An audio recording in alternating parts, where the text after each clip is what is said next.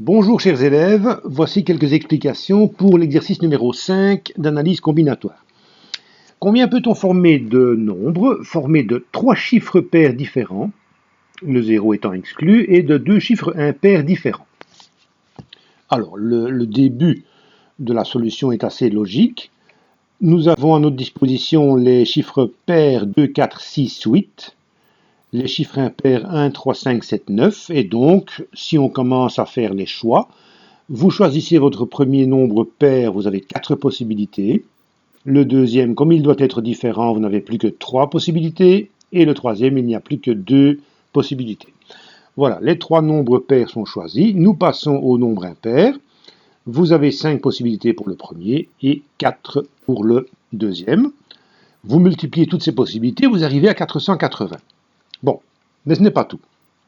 Supposez que vous ayez choisi comme nombre impair, chiffre impair, 1 et 3, et comme chiffre pair 2, 4, 6. Il y a encore moyen de les arranger différemment les uns par rapport aux autres. Alors, première possibilité, on va considérer que les deux nombres impairs sont groupés. Donc, ça nous donnerait le nombre suivant, c'est-à-dire 13 246. Quelles sont les autres possibilités tout en gardant le 1 et le 3 groupés? Eh bien, 2, 1, 3, 4 et 6. On continue, on fait glisser le groupe de chiffres impairs vers la droite. Voilà. Et puis ensuite, il nous reste 2, 4, 6 et le 1 et le 3 qui viennent à la fin. On peut aussi imaginer que les chiffres impairs sont séparés. Donc, je mets le 1. Ici, je mets le 2, le 3, le 4, le 6. On va garder le 1 en tête et faire glisser le 3 vers la droite. Voilà. Et puis 1, 2, 4, 6 et le 3. On est arrivé au bout. Maintenant, nous allons mettre le 1 en deuxième position. Ici, je ne peux pas mettre le 3, puisque sinon je retombe sur une des situations du dessus où les chiffres impairs sont groupés. Donc, je dois bien mettre le 4. Voilà.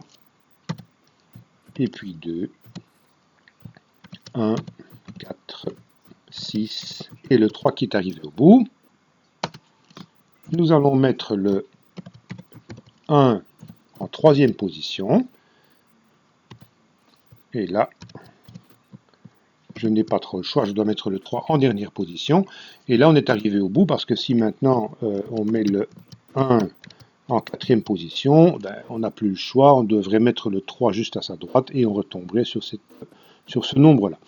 Donc, vous constatez que, une fois que les chiffres pairs et les chiffres impairs sont choisis, il y a 10 façons de les combiner pour réaliser différents nombres.